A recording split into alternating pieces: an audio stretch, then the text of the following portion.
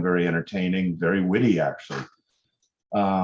I find him to be a very courageous professor because his views are possibly not in the mainstream in various areas, but he still is out there and proud of his positions, anchored in reality. Now, he has specialized in the public realm. He has talked about things recently like critical race theory, race relations in America, foreign policy.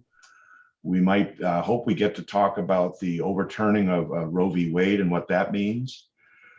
But 5 fascinating books. And the first one, 2000. So you've been publishing for 20 years now, these books, fabulous books. The first one, Becoming a Cosmopolitan, What It Means to Be Human in the New Millennium.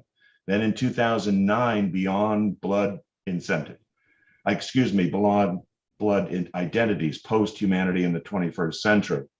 2013, a fascinating book on civil disobedience and the politics of identity. I love the subtitle, When We Should Not Get Along. 2018, I think you've described this as your favorite so far, We Have Overcome, an immigrant's letter to the American people. And then finally, last fall issued, What Do Americans Owe Black People? Racial Justice in the Age of Post-Oppression. So an enormously productive scholar. Welcome, Professor Hill. It's great to talk to you again. We've talked before, so in full disclosure, but I really look forward to this. Thanks for coming today. Thank you for having me. It's a great pleasure to be here. I want to ask you, I want to make this somewhat thematic and not necessarily biographical, although your biography is amazing. For those who don't know, there is a prior interview of Professor Hill by the president of the Atlas Society, Jennifer Grossman. So make sure you take a look at that. It's very good. I think it was 18 months ago or so, maybe more. But what I want to ask you is, I noticed in the past you said that one of the things you first heard of in Ayn Rand was her last public talk, which was called The Sanction of the Victims. And for those of you who don't know, she was warning businessmen not to appease their critics. And specifically, she was warning them not to fund universities to the extent the universities were anti-capitalist. And so she was basically saying they were victims, but they didn't have to be victims. They were giving a sanction. And I wanted to ask you, do you think there's such a thing as victimology out there? That the whole phenomenon of I'm a victim, woe is me, I couldn't help it, and it going both ways, say, others didn't earn their success, neither did others, should they be in jail for doing bad. The whole concept of victimology, I was reminded of it when you said the sanction of the victim influenced you a lot. Any thoughts on that, the phenomenon? Well, yes. I mean, let me first preface this by saying that there are authentic victims out there. There are people who are victims of child trafficking. There are people who are victims of rape and of torture and of domestic violence, and who have no recourse to legal remedies. And we have to just be realistic about that. But there is something much more nefarious going on in our culture, in the sense that there are people who take any sort of perceived slight against them, anything that offends their sensibilities, and forge an identity in the crucibles of what we can call a cult of victimology. That is, anything that hurts me, anything that offends me, that is not a violation of my individual rights at all, just anything that offends my feelings, I can claim to be a victim. And it's become a great cash cow in America, where if you claim to be a victim, you are not only granted a great deal of, I don't want to say notoriety because that has a negative connotation, whereas you're seen as a sort of iconic saint, you're stamped with the imprimatur of sainthood, and granted some kind of iconic status that makes you, which is so un-American to me, but it has in recent times become quite popular, where if you claim that you're a victim, which means that you're the recipient of someone's unwanted criticism, because that's really what it is, that turns you into an automatic victim. Or if you're born into a class or a racial group that has historically been victimized, but is no longer legally victimized, then you are still in perpetuity a victim of that racial group. Interesting. I remember you saying in one interview that the insight of Socrates was important to you, that the idea that the only one who could really harm you is yourself by accepting, whether it was accepting unearned guilt or that, you had to have the inviolate integrity of standing up for your views and taking responsibility for your character and your actions in life. But is it possible, you're a philosophy professor, is it possible that less belief in free will or volition is causing this? That people feel that they're buffeted by forces beyond their control, either genetic, environmental. It's like they have diminished the element of free will in their own narrative, and that's causing them to, or is it something else going on? Well, it is, and it's something also much more nefarious. We do have a sort of managerial class, a sort of lordship class, which tells people that you are incapable of using your creative agency on behalf of your life. There, we have a managerial class of mainly, I think, radical leftists who have expropriated the agency of people who take themselves to be victims and have said that you're paralyzed, you're impotent, you have to see yourself as being a perpetual victim, and that any efforts that you exercise on behalf of your life in which you seek to remedy a situation that is not working on behalf of your life, but that you can ameliorate it or you can actually overcome it, is going to be useless. And people have fallen prey to this kind of thinking for two reasons. One is that they've realized again that for some inexplicable reason, people pay attention to those who claim to be victims. And second, it gives them a feeling of empowerment by shaming, by having the power to shame others and induce guilt in them. When you can sort of shame others into feeling guilt, and guilt implies wrongdoing, it gives you a great sense of power. And so people feel a sense of empowerment, paradoxically, by being victims, because they have the capacity to inflict guilt and shame, and induce guilt, I should say, and shame in other people. And that gives them a great sense of empowerment. Yeah. I've often thought that in addition to the obvious physical force, one way to control people is to make them feel guilty. And another one is to make them feel fearful. You're going to get this, it's a pandemic, run into your basements and don't work. But unearned guilt is another one. Now, is part of, you've talked about cultural Marxism before, is part of the motive also the idea if there's a victim, there must be a perpetrator. And the cultural Marxist approach of it's black versus white, men versus women, rich versus poor, labor versus capital, this there's this incessant look for victims and perpetrators to divide society, to divide and conquer. Is that what's going on? Is it that nefarious? It isn't that nefarious. It is. It's a very Manichaean world that we live in, where we sort of divide the world up into, there must be a singular, a monocausal explanation that we can ostensibly point to that's causing, let's say, disparities. Let's just use the black-white scenario, for example. There are disparities on various levels between blacks and whites. And we must chalk that up to the residual effects of slavery. Now, there are all sorts of reasons why various disparities exist between races and exist intraracially among races, right? Because we're not all equal, because we're not all equally intelligent. We don't have the same sort of values. And how do you redistribute values, which are causally contributory to outcomes? There are all sorts of reasons that we can ostensibly point to which can explain why there are differences, but people become conceptually very, very lazy.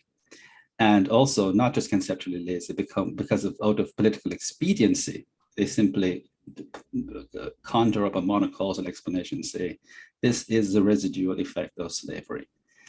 And so it's a very Manichaean, very sort of, in the bad sense of the term, binary way of looking at explaining, let's say, inequalities. And it prevents a sort of very nuanced and truthful way of looking at why there are, for example, differences, why there are phenomena that have to be explained by applying different economic models, by applying philosophical explanations. There are philosophical meaning tests, there are economic meaning tests, there are various meaning tests that have to be passed. And people don't want to go through the hard, rigorous work of doing this kind of the job of doing this kind of hard work. So they fall back on these kinds of superficial, trivial explanations, really. I think also of the what we would call the non-essentials, things you're born with and have no control over, seem to have predominance today. Skin color, ethnicity, where you were born, nationalism. Martin Luther King famously said in the early 60s, we should be judging people based not on the color of their skin, but on the content of their character. Now, he was very influential and obviously influential to the Civil Rights Act, which I want to ask more about. I know you have views on that, but why do you think, to stipulate that that was a dominant view in the 60s, say it was, I think it was. Why have we seemed to have lost that, do you think? That is almost mocked today, even by so-called Black leaders. Because of something else that King said, which I always write down and keep it on my my desk. King said, sincere ignorance and conscientious stupidity are the greatest sins that one could commit. I'm going to say that again. King also said sincere ignorance and conscientious stupidity. And I think people fall into that. That is what Aristotle would call, in more philosophical terms, affected ignorance or willed ignorance, where people just choose to not get outside of their curated silos and emancipate themselves from their ignorance. They want to just deliberately seek out knowledge that corroborates what they already knew, instead of challenging themselves to really seek the truth. And this is really true. People are willfully self-deceptive in areas that will radically call into question for them to change their self-image and change their conceptions of themselves in such a way that they simply cannot tolerate. And I think this is quite unfortunate, because it leads to, logically, it leads to a set of policies, for example, that stem from false conceptions about the world and false beliefs about people's conceptions of themselves or about the world. But it's really, I like this idea that sincere ignorance and conscientious stupidity are partly responsible for the tenacious way in which people hold on to beliefs about other people and about the world that they live in. Yeah, so it points out also the importance of that we have volition, that it's you can have an insight in one decade, lost in another, that transfer of knowledge has to go on. That I've always been interested in the content of their character comment. Character itself is something we develop, right? Or that our teachers, preachers, and others develop in us. What do you think is going on today in terms of what, well, let's stick to youngsters for now, are being taught either in families, public schools, other settings, about what their character should be? One, whether they have any control over their character, but also like what should be the top character traits. You think there's trouble there? Well, I think we've fallen into a kind of hardcore determinism, where we are told by sociologists and anthropologists that we are the products of our environments. And I know it's logically not proper to always adduce oneself as evidence of utter stupidity of a claim.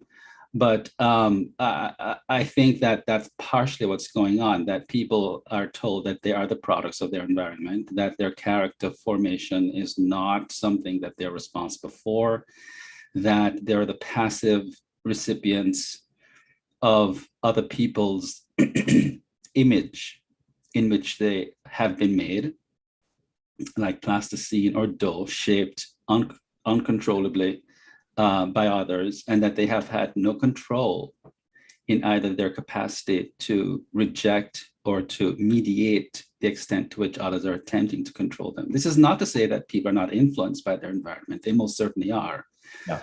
But it overlooks the capacity to which we as individuals who possess free will have the capacity to mediate those influences, to say no, or more importantly, to reject the values by which we have been raised, to reformulate them, to subject them to some kind of appraisal, moral appraisal, Yeah. And to scrutinize them, to subject them to meaning tests, and to, when we find that there are competing contrasts between what we believe and what we think versus the values and the norms and the mores of others that are part of our identity constructs, we use the faculty of reason to adjudicate, among other things, to adjudicate these competing dilemmas or these competing constructs, right? But reason, as Ayn Rand said in her day, is an outcast and almost an outlaw. Today, it has become an outlaw, where if you use reason to adjudicate truth claims, you're told that you're basically using something that is a construct of a right, white, racist, imperialist. So this is something that encourages a kind of passivity on the part of individuals who are made to think that they are just the passive constructs of other people's conceptions of who they have become. Yeah, I mean, I know I have seen in academia and elsewhere concepts like objectivity or the scientific method or the self-made man, grammar, math, logic, dismissed as oppressive. Mm-hmm. These are oppressive things used by Western civ and white patriarchal, the whole litany. If we are depriving young kids of these values, you must be objective. You must go by reason and logic, and you must know math, the laws of grammar. Maybe that's why the culture is becoming so coarse and crude, as everyone notices, but isn't quite able to explain. I remember in the late 80s, I guess I'm old enough to admit, the chant at Stanford, hey, hey, ho, ho, Western civ has got to go. Jesse Jackson. That was Jesse Jackson and others. That was the late 80s. Here we are. I did think the 80s and 90s we were moving in the right direction and moving toward capitalism or reasonableness, but that seems to have come back, and that is a big theme now. I want to ask you about your first book. I thought one of the most important themes in your book on cosmopolitanism was the idea you were pushing back, I think, against the idea of multiculturalism, that you could not, now back to objectivity, the claim was, it's still today the claim, you could not claim that any particular civilized way of living was legitimate, provable, should be universal, is humane. Elaborate on that a little bit. You think we've lost what cosmopolitanism means, and universal human values, the kind of things you wrote about in that book, and whether we've lost that since you wrote it 20 years ago, whether we've lost more of it. Right. Well, I was drawing on the ancient tradition, going back to the Cynics, the Diogenes, and the ancient Stoics, that we have a common identity, which is reason, which is grounded in moral purpose. And if there's any conflict between our regional identities or ethnic identities, and or larger identities, we have a moral commitment to choose the identities outside of the ethnic or the regional sphere. Why? Because that's the identity that every human being can relate to, which is reason. So what I wanted to do in it's a trilogy really, the first three books, Blood Identities, Cosmopolitanism, and Why We Should Not Get Along, is to show that ethnicity, nationality, and race as primary foundations for an identity, it's improper because they're morally neutral markers which say nothing about the moral characteristics of an individual, and they're conceptually lazy markers. Right. I mean, if I know someone is Croatian, I'm more likely to know that they're Catholic than if they're Serbian, which would mean that they're Eastern Orthodox. But that tells me nothing about the moral character of a person. So the books were intended, the first book especially was intended to provide a moral psychological framework to teach people how to re-socialize the self back to a sort of more reason-oriented moral identity, and to get away from strong fixations on ethnic, racial, and national identities, not necessarily to evacuate the self from those identities. These are sociological, these are part of how we actually refer to ourselves and actually make sense of ourselves. It's part of our historicity. But the kind of strong sense in which people will go to wars and kill others over blood identities, over ethnic identities, is so irrational, is so anti-reason, is so against what the Stoics had in mind, that and is part of the multicultural identity, actually, paradoxically, because multiculturalism promotes the distinctness of racial ethnic identities and the preservation of them as being really constitutive of who we are, as opposed to falling back on something like individualism, which cosmopolitanism does. Right. The issue of relates, you did a clubhouse recently in defense of elitism and meritocracy. And I think of that in this context because the same issue of whether cultures or lifestyles or life choices can be considered more humane or proper versus not. Expand a bit on your view that there's maybe is populism against elitism. What is elitism? We know elites are credentialed, usually experienced. What is the issue with elitism and meritocracy and why they're being attacked? Well, I think the colloquial notion of elitism has a bad taste in people's mouth because they think of elitists as a sort of cadre of people who are trying to garner special privileges for themselves based on a set of special characteristics that they have. But when I think of elitism, I think of a set of skills and talents and merits that one does possess, and not just from via endowment, but through cultivation, through discipline, through grit, tenacity, resilience, and hard work. And that distinguishes one from others, that makes one rather uncommon and exceptional, and that one should take pride in one's exceptional identity that one has crafted. This goes back to the sense that character, Rand's notion that human beings are self-made creatures. Yeah. And that to the extent that you have worked on yourself, I talk about this in my first book, as a wonderful stylized work of art, right?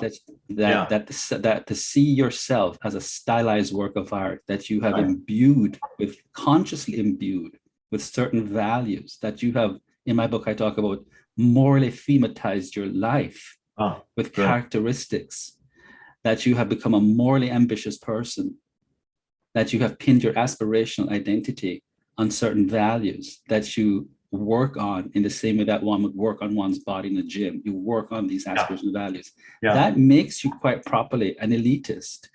And it's something to be quite proud of. And it makes others the legatees and the beneficiaries of your skill set, of your values, because you bequeath to the world this stylized work of art that you have become. Others become, it's what Galt is to the world, right? It's what Howard Work is to the world.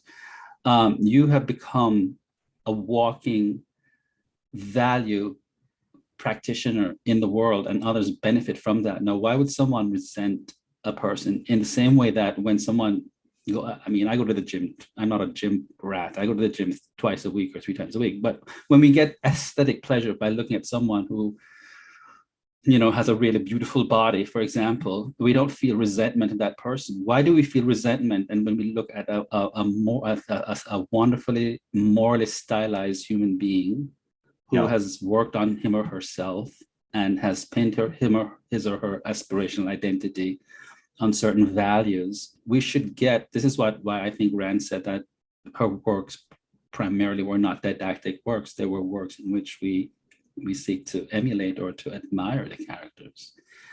So that's what I meant by elitism and meritocracy in the best sense of the term. And you're not trying to get one over another people. You're doing it for really rationally selfish reasons.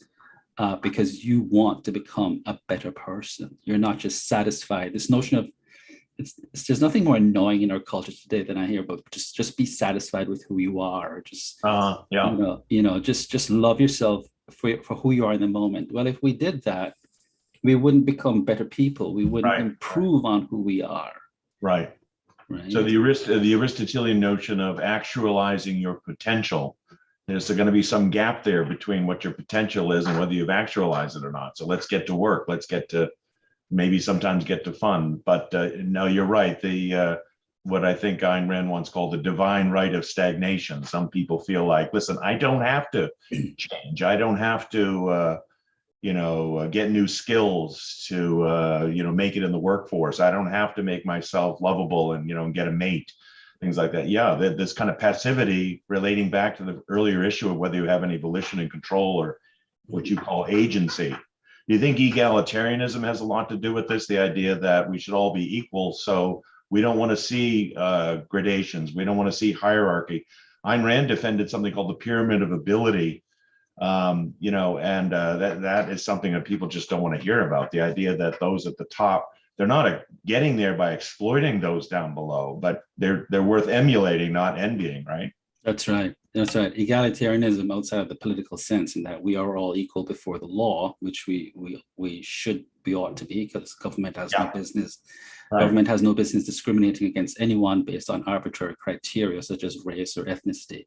But outside of that, we are not equal, and we're neither equal in frugality, in moral values, in intelligence, in any of the endowments, and more importantly, we're not all equal in values. But people hate to hear this. They're envious. They're jealous of the person who wants to be who's morally ambitious, and whose moral ambitiousness translates into more what I would call moral efficaciousness, and who lives a good life because that person has been morally consistent. The morally incompetent and lazy person, or the village idiot who spends a life watching reality TV, versus someone who builds a skill set by, like me, I'm studying foreign languages because I love languages, wants to feel I'm your equal, or the person who does who you and I read books, right? We just don't watch YouTube videos or do jazz riffs. We do deep dives. Right. And the temerity and the audacity of such people to think, well, I'm your intellectual equal, is something that is also a result of this cult of cultural relativism that we live in, where we're taught that there are no criteria to adjudicate among distinctions between truth claims, and it applies on the personal level also. There's no criteria to adjudicate among who's better at what than, I'm not an economist. I've read a couple, I've taken classes in economics, but for me to say that, I'm Richard Salsman equal in economics would be ludicrous. I mean, you're an economist. You're a far superior economist than I am. I've taken a couple courses, I've read. But you know what I'm saying? So for me to say Richard Salsman is a superior economist to me is not only truthful, it is empirically accurate. And to say that because I'm going to read a handful of books and I can know something about some micro issues is ludicrous. But this is the sort of world that we live in, right? Where people want to sort of embrace this radical egalitarianism. It's a self-esteem issue, Richard. I think it's a self-esteem issue. People don't want to, and it's an issue of envy also. It's an issue of envy. You make an interesting point, because isn't there a certain paradox? And we live in an age where there seems to be widespread skepticism. You can't be sure of anything. Reason is impotent. Reason is unreliable. Everyone's biased. Everyone has their priors. Objectivity is a joke, right? But at the same time, everyone's an expert in everything. Right. And sometimes I know what you're saying. You must say the same thing. You see someone opining on something and they have no idea what they're talking about. So I think those two are related. I haven't quite worked that out, but I think the two are related. They seem paradoxical. Like, how can you be claiming knowledge where you have no basis for it? On the same time, you're claiming knowledge is impossible. You mentioned equality. I want to ask you, we don't have to spend a lot of time on this, but I'm noticing equity as a term seemingly distinct from, well, the three I teach in class are equality before the law, equality of opportunity and equality of result. I think they're very different and they clash. You're going to get, as you would say, unequal results if there's unequal, talents and ambitions and career choices and things. But this concept of equity, could you explain that to us a little bit? My knowledge of it is that disparate effect is important, that people are looking at, if Blacks are 15% of the population, then they should be 15% of all CEOs or something like that. What is this equity aspect and what is that doing? Because that's becoming like a litmus test, isn't it, for policy? Right. And every agency of government, they're saying, okay, the new standard is equity. Well, it goes in hand in hand with diversity, right? So if you really want to get rid of equity, you better get rid of diversity, because the more diverse your workplace is, or the more diverse your company population, your corporation population is, the more inequitous it's going to be. But so equity really, is this notion of equal outcomes. Yeah. I think Rand said it really well in when she said it's equal results from unequal causes and equal rewards for unequal performance.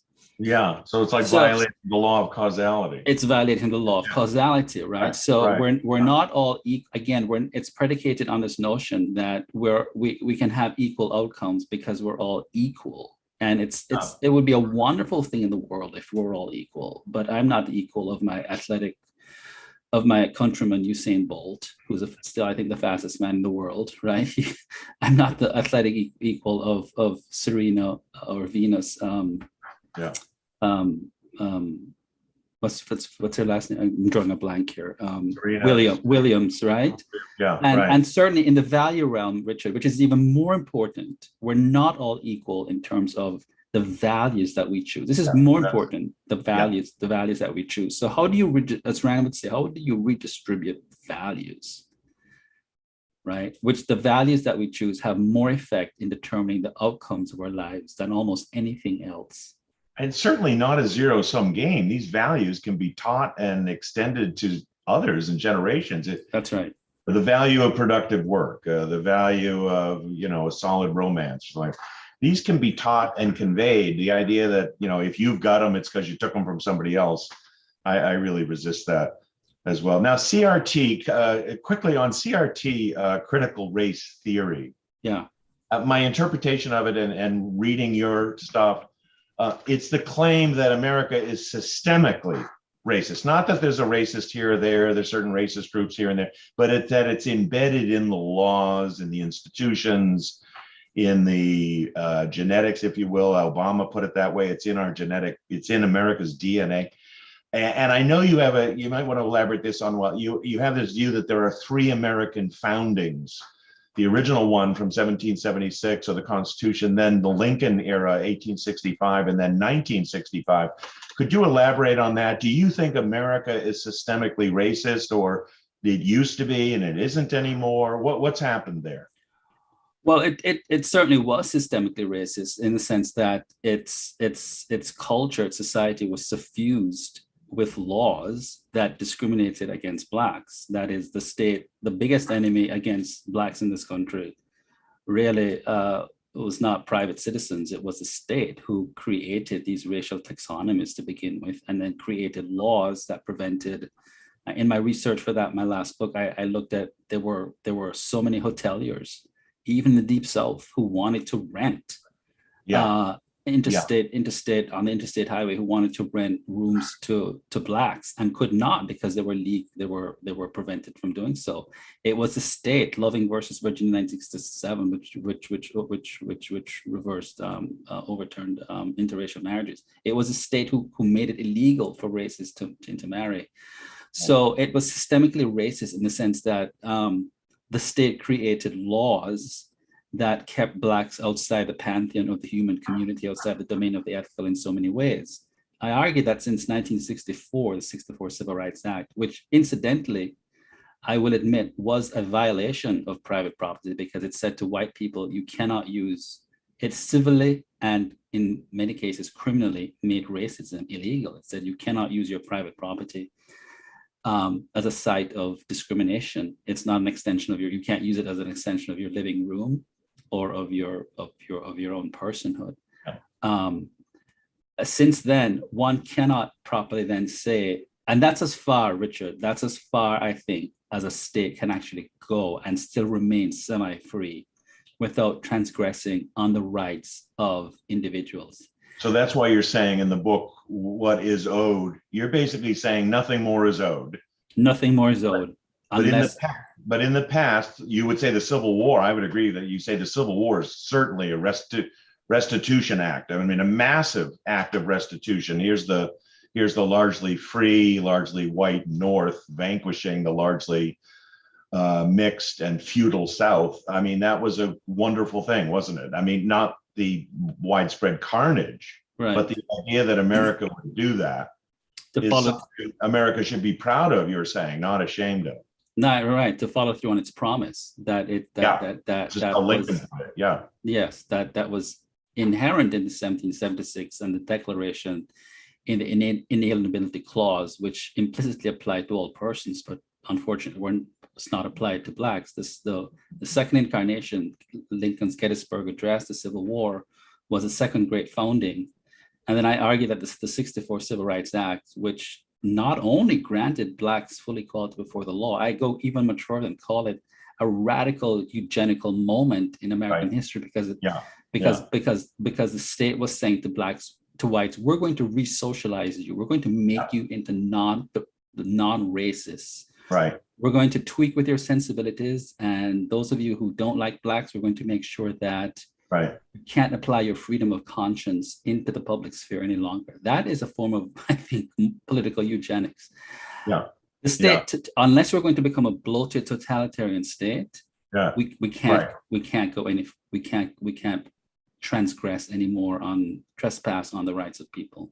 So 1619, Nicole Hannah-Jones, Ibram X. Kendi, Nahasi Coates, who we've criticized, they either don't know this history or they know the history and they're still insisting that there's a systemic racism that I believe is making people more racist. I mean, it's making them race obsessed today when I don't see systemic racism. But, you know, the great friend and former slave, Frederick Douglass, friend of Lincoln, even Douglass said, I don't think the Constitution itself was a pro-slave document. He differed with some of the abolitionists on this, but there were even elements in the Constitution itself, you know, putting an end to the slave trade after 20 years, various other things. There are aspects of that. And you could say, yes, the Constitution and the Declaration were right. They simply weren't fully extended to, say, blacks and women. I'm impressed by the fact that Britain got rid of slavery for the most part in most of its dominions peacefully in the 1830s. Then America basically got rid of it with the Civil War. And at the same time, we forget that in Russia, the Tsar eliminated serfdom in 1861. So, I mean, in a 40-year period, Britain, America, and Russia basically got rid of slavery. And it had these residues. Of course, it did later. But why these aren't seen as a pride of a more civilized world, I don't know. I know you and I agree on this, but it's an amazing track record that seems to have been lost in the history. Couple of other questions. Is the concept of social justice legitimate? How does that differ from like plain old classical justice? Well, uppercase social justice is very different from lowercase social justice. I think when people talk about lowercase social justice, what they're talking about is people whose inalienable rights have been violated. So I always just apply, when I think about social justice, my thing is, can I apply the inalienability clause here? Is someone's individual rights are someone's individual rights being violated? And is someone, for example, is someone who's seeking redress against a grievance being ignored by the law? Right. Like if there are a group of women who legitimately have sexual harassment claims that are not being taken seriously by the court for whatever imaginable reason, then that's a legitimate social justice claim. Now, social justice today has come to mean any kind of disparity that exists, again, income disparity, any kind of feeling of being offended by someone, any kind of grief, any kind of issue, any kind of claim issued by the grievance industry complex that we live in is taken as grist for the social justice movement. So it involves everything from restoring so-called stolen land, and I've written an essay on this, back to giving back basically so much of the land. There was no such thing as stolen land. There was a war that was fought, and the Native Americans lost. They came in second. There was a war for resources. People should read the history of civilizations. Most of the earth today exists in the hands of people who originally did not own it. Right. So social justice can be anything from giving back, most of California and New Mexico back to Aboriginal, to Native Americans. It can consist in disparities in health or medical conditions between the races, between Latinos, Blacks, and whites. The fact that African Americans are more likely to suffer from hypertension is grist for social justice movements to adduce that to the 1619 Project says this is a result of slavery. The fact that Blacks are more likely to consume high amounts of sugar, the 1619 Project, I think, thinks this is a result of slavery. So social justice in the upper case scenario involves any kind of misgendering someone, right? Someone who takes themselves to be occupying the wrong biological body in which they're assigned at birth, can be a form of social injustice. So it means everything and nothing, except that someone's feelings, someone's sense of injustice has been applied to them. And I think that the criterion that people should be using is, are your individual rights being violated by someone? And if the answer is no, then we need to just get rid of this notion of social justice, really. That's the only legitimate criterion in a free society. Are your individual rights being violated? When I see it invoked, it seems to me that it's a collectivized version, namely one group owes another group. And if we, as we say today in the reparations debate, white Americans today owe Black Americans today, that kind of collectivized approach, it's not only not individualistic, it's not looking to who are the actual perpetrators and actual victims. So I've heard you speak before. I totally agree with you. It's not that justice does not include restitution or what you call restorative justice. Of course it does. The whole civil court system, right? The tort system is a system by which we objectively go into court and say, somebody harmed me and they got to pay back. They got to compensate me for it. But the further back you go in time, not just that, right? That's why we have statute of limitations, right? The evidence goes cold and who knows who did what. Not just that, but the idea of group guilt or is very common, I find, in the social justice movement. I don't want to neglect to ask you, because it's a more recent phenomenon, but there's a philosophic aspect to this. Your thoughts on the overturning of Roe v. Wade in Dobbs versus Jackson Women's. Are you concerned about that? I'm particularly concerned about the concurrence from Justice Thomas, who's hinted that maybe other protections, like having to do with contraception and Obergefell, same-sex marriage. Any thoughts on the overturning of Roe v. Wade and Justice Thomas's take? I was very disturbed by it. I am someone who privately finds abortion problematic, but let me just say that I am publicly radically pro-choice. That is, the question belongs or the right pertains to a woman. And so I just want to state for the record that I am pro-choice. When I teach the question of abortion and pro or con, I privately find myself feeling that, there is something precious about life, but it is not a human being. We're not talking about an embryo is not a human being. It is a conglomeration of cells, and the idea of politicians defining conception, at the moment of conception, or a set of fertilized cells as human beings is so evil, is so preposterous to me. I was very disappointed. I think we're heading probably,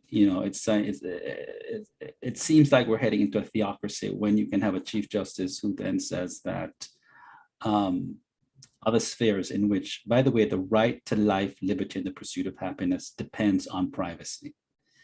A lot of people don't realize that. And to suggest that the state has the right to interfere in other spheres of life, which violate no rights of other people.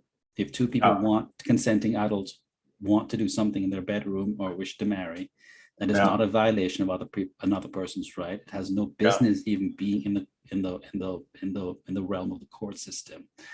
So I'm very concerned that this is an overreach on the part of the court into the private lives of people.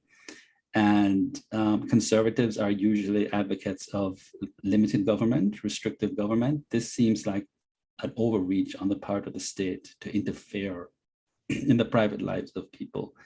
And the idea that something is not mentioned in the Constitution is so ridiculous. The internet is not mentioned in the Constitution, and the Supreme Court has ruled on internet cases. There are lots of things that have not been mentioned in the Constitution. Right. What needs to be remembered is that there are things that have to be, there is a phenomenon that has to be presupposed in order to make sense of what's in the Declaration. That privacy has to be presupposed in order for us to carve out a conception of the good life for ourselves. In order for life, liberty, and the pursuit of happiness to have any traction in the real world, one has to enjoy privacy in one's life. Yeah, and I think the rational philosophers among us have to identify these. If something is a right, it shouldn't be open to vote. That's right. And so the wrangling today over whether it goes back to the states and they vote on it, or Congress should pass a vote, if it's a right, and I think you're absolutely right, the woman's reproductive choice is a right, and these are not human beings. Child in the womb is a contradiction in terms. Let's get our concepts right. Being in the womb is a contradiction in terms. That's not what's in the womb. It's not open to vote, right? That's why we have that's why we have the Bill of Rights. Thoughts on immigration policy? You're one of America's most wonderful imports, Professor. You're an immigrant. I know you wanted to come here, from the age of 10 when you were watching television in Jamaica or saw other things you liked about in America. When you look at American immigration policy today, what do you think about open borders, closed borders? Is that a false choice? How would you handle it? Well, I am very pro-immigration in the sense that I think that a country needs immigrants. But let me say a couple of things. I do not think that immigration is a human right. I think it is a privilege that each country has the right to restrict and to admit by various rational criteria who gets let into its borders and who is excluded. That open borders, I don't think make sense from a number of strategic perspectives. We need to be sure that we have the resources and the infrastructures to support a number of persons who are coming in. I think we can have criteria that are fair and judicious that let in immigrants into this country, and that we can have a proper immigration policy that is fair, that is judicious. That doesn't mean that every immigrant who wants to come here is going to be let in.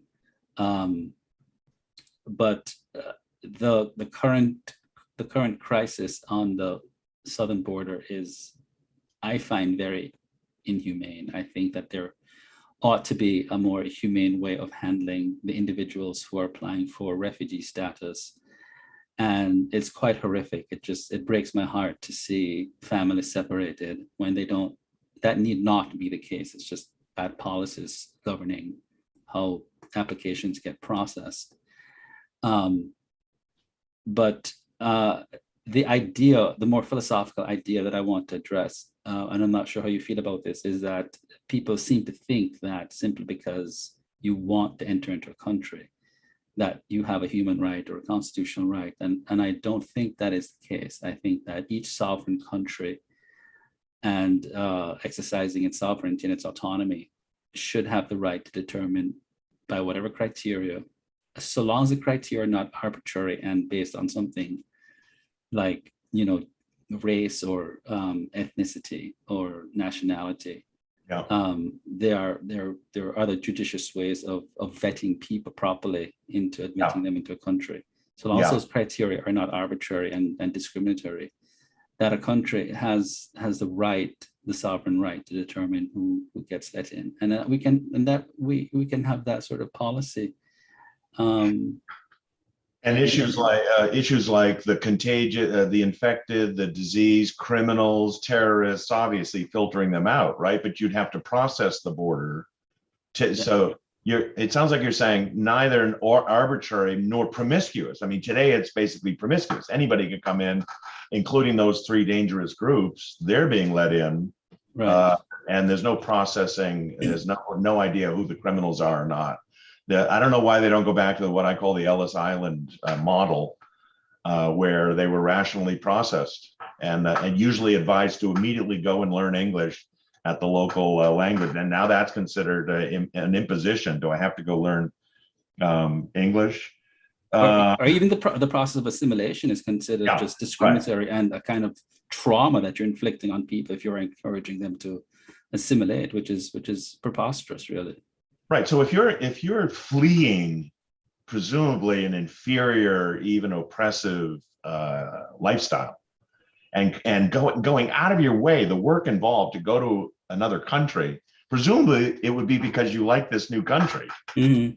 And so I've never understood why the assimilation process is so controversial, except for those who hate America and don't want to hear those values being upheld. But is it your guess that most immigrants coming here are coming here because they love whatever they conceive of as America? They're coming here because they love America. That's right. They want to be here. Case, assimilation wouldn't be a burden to them. It'd be a matter of pride almost. That's right. You don't assume they're coming here as parasites, trying to get on the welfare rolls. I mean, maybe that's the case, and maybe it's changed over time because the welfare state has become such a magnet. Maybe that's true, but yeah, I agree with you. I have a much more benevolent attitude, but I certainly think it's inhumane what's being done down there. Yes. This is part of government's proper function, not just the military, say police and courts, but to process people at the border. And they're not doing it. Do you think there's any such thing as American exceptionalism? Well, I have in the past, and I think I'm still holding on to that residual belief that there is something called American exceptionalism. I'm very disturbed at what's going on in America. It's not the country that I came to 37 years ago. But, Richard, I still think that America is an exceptional country. If it were not, we still would not have people still risking their lives to get here. And I hate when people say it's just the better of among many, many evils. I still think that America to this day is exceptional, and I'm a philosopher, so I'm going to qualify what I say. It's exceptional in the sense that it is still a country on which one can pin one's aspirational identity on certain dreams, on certain ideals. America still gives you the chance and the opportunities and the resources to realize your aspirational dreams, and no matter where you come from in the world, whether you're a Dalit and untouchable in India, a maid in Africa, you can come to this country and you can wipe what I call the metaphysical slate of your background clean and start from scratch. That is unprecedented. That has been an unprecedented phenomenon. I mean, I've spent much time in Europe. I mean, it's very difficult to do that in France. In France, you really have to matriculate through the lycée to become French. Right. In America, all you have to do is, you don't even have to speak the language properly, because most Americans don't even speak the language properly. The sloppy and ungrammatical way in which Americans speak is quite charming sometimes.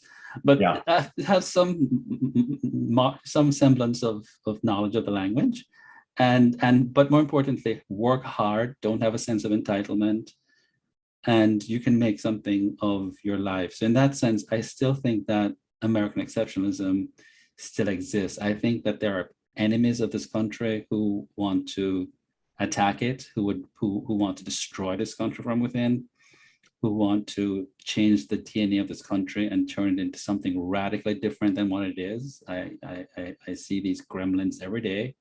Many of them are in the universities. And but I still want to hold on to the hope that this exceptionalism that I have pinned my aspirations on still is still existing. It's still by a thread. It's still hanging on there.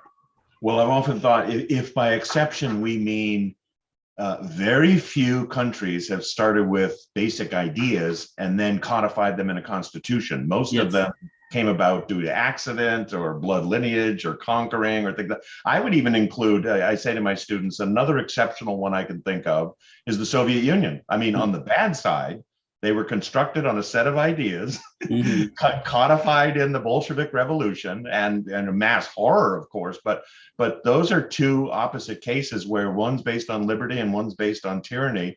But they were definitely consciously based on a set of ideas. And maybe the reason we're losing it is people don't understand the ideas anymore. And that's what's being lost. But that could be rehabilitated if reason is. Well, we're up against time here, Jason. I love talking. I always love talking to you, but I love talking to you again today. I hope some of the questions were a bit different than what you normally get. I know you give a lot of interviews. I've enjoyed watching them over the last couple of weeks or so. I just wanted to, as we go, well, let me leave before I promote some other things. Is there any way people can get in touch with you? I'm sure on Twitter, Facebook, I think. Do you want to promote any other ways to get to your work? Best way to, other than the Atlas Society, of course, you can go see Dr. Hill at the Atlas Society, but any other handles or so you want to name? My Twitter handle at Jason D. Hill 6 is a place, and buy my books on Amazon, of course. And my website needs to be updated, but that's www.jasondamianhill.com. And my Facebook at Dr. Jason D. Hill on Facebook. I post a lot of my publications and stuff on Facebook, so they can get in touch with me on Facebook too. Well, I also want to promote some of Jason's stuff on Clubhouse, and the Atlas Society does a Clubhouse, and Jason's doing these periodically, and this is just a list of some of the provocative titles of late. Ayn Rand and sex. I think she thought sex was good, wasn't it? That's the bottom line. That was the purpose of it. Right, but there's way more in there. That's a really good one. Here's another one: a moral defense of elitism and meritocracy. We didn't get to foreign policy, but why defeating Russia is in America's interest. Ayn Rand on civil disobedience. Here's another one: why government schools are vessels of evil. And more recent, some of these are two-parters as well. So a lot of really good material. And more recently, a really fascinating one called Allegory, Propaganda, and Didacticism in Ayn Rand's novels. By the way, we've talked about this before. I agree with you. There's a lot of didacticism in the novels, but that's a really interesting take. And one of the things I admire about you, Jason, is every topic you go at with a fresh, independent mind. Thank you. And there's nothing about like, who am I disagreeing with or agreeing with? You take on adversaries, but from an intellectual standpoint, and you are not what some people call tribalists. You know, what tribe am I in? And I have to endorse what everyone else says. It's a fresh, independent. I know you've been doing this for decades, but I've only known you for a couple of years or so, and I admire it so much. I think the viewers and the listeners, the more they read your stuff and the more they watch your interviews, they'll see that. But I just wanted to be on the record to tell you how much I admire that, and thank you, Richard, and wish to emulate it. Thank you. Well, to the listeners, I'll go out this way, that be sure to check out the events page on the Atlas Society website. And next week, we'll have Jeremy Adams, who's the author of Hollowed Out, a warning about America's next generation. That will be on the next session of Atlas Society Asks. Tomorrow night, my monthly Morals and Markets, I'll be talking about why MBAs aren't pro-capitalist anymore. That's 8 p.m. Eastern tomorrow. Jason, it was wonderful. I'll see you around, but I really enjoyed it. I hope you did too. I did. I had a wonderful time. Thank you. It was very stimulating. Thank you. Thank you for joining us, Jason. Thank you.